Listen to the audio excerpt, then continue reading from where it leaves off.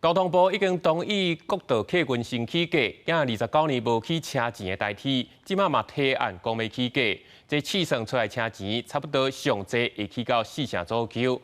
若是掠长途的台北到高雄的自强户来算，可能会起到1145块，免坐高铁是差不多。 杀大包小包行李，台北火车站的卖票大厅透早就未少民众来买票，准备出国佚佗。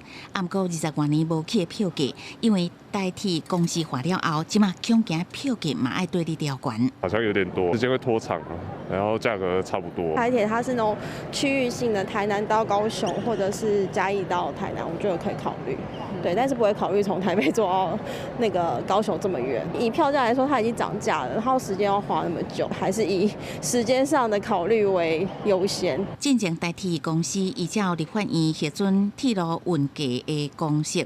合理报酬率是3%至5%，试算出3个方案。调整了后，基本费率分别是每人每公里1.98至2.11块不等。调整幅度是伫35.62%至44.52%中央。若做以底停区间车做试算，台北到板桥的票价可能为即卖15块，上济起到20。自强号板桥到台北会为即卖的23块起到31块。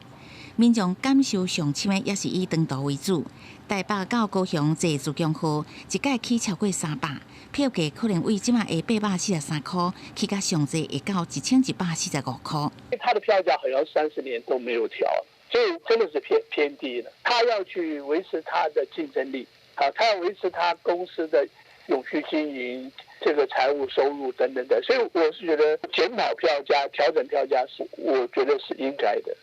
当然不是完全反映的哈，因为它应该也有一些另外的业外收入等等。学者认为，代替今年已经公司化，袂当亲像较早共款，趁也是了的责任拢爱政府担。票价的调整对公司化的代替来讲，则是正常化的经营模式，因为财务都爱家己负责赚了，只是。 代替的票价到底调幅偌济？什么时阵开始实施？都要经过董事会、交通部法律审议会的审查，再个报行政院核定。记者综合报道。